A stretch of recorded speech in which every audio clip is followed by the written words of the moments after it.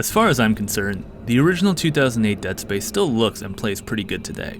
Its art design alone goes a long way towards keeping it looking fresh amongst 2022's next-gen dazzlers. But despite that enduring appeal, Dead Space is yet another classic game getting the full remake treatment, and where developer EA Motive seemingly uncovered the most space for improvement is in the margins and fine details.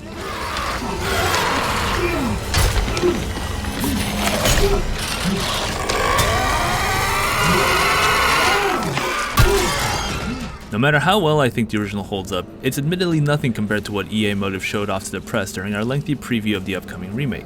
My time with the preview build evoked fond memories of the original while reminding me just how gnarly Dead Space was in the first place. While gruesome games were admittedly in their golden era during the mid-2000s, Dead Space really tried to outdo the competition. I definitely blocked the necromorph babies from my memory, but here they are ready to skewer you through the head if you aren't too careful. The USG Ishimura, where Dead Space is set, is reborn, hissing and more sinister than ever. They all came back. The Ishimura is hands down the least welcoming ship in any universe, and being able to see this rust-colored behemoth in even greater detail is breathtaking. It can also be fully explored without any loading screens or cutscenes.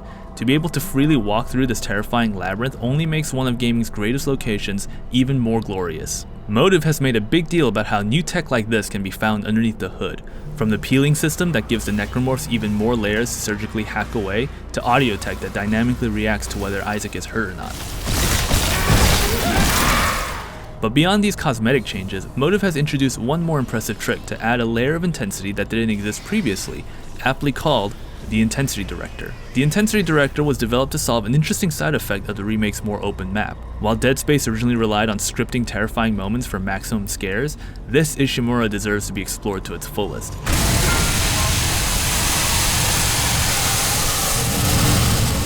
But that means if you backtrack, you might not be worried about going into certain rooms that you've already cleared. The Intensity Director says, not so fast. Its presence isn't overly advertised, but it's always there to shake things up or disturb you in new ways if you're ever feeling too safe. According to Motive, there are hundreds of events that can play out depending on the dice roll, from environmental effects like light and smoke to even necromorph spawns. Some can be very subtle, and it took a couple of instances of backtracking for me to think to myself, wait, did this room always hiss like this? Rather than thinking of these additions as game-changing, the remake's new features make an already great game even better. The peeling system, for example, as Motive calls it, adds layers upon layers to the necromorphs, giving each horrifying monster additional flesh, tendons, and bones to hack through. The ability to dismember your enemies is still satisfying, but the added gore only makes the experience that much more, and it seems appropriate to use here, visceral. The peeling system is also an appropriate metaphor for the remake itself, which is focused on increasing the depth of an experience that fans already know and love. All this is to say, if you remember Dead Space looking good, it now looks even better. And if you remember Dead Space sounding good, it sounds even better too. Dead Space sits in the middle ground of recent remakes in more ways than one. It's not as old as Resident Evil 2 or 3, but not quite as recent as The Last of Us.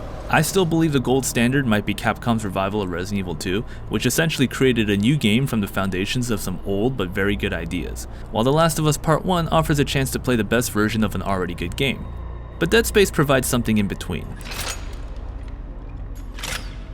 There's enough new in here that will make the first Dead Space obsolete, but not enough for me to think this will be a wholly new experience.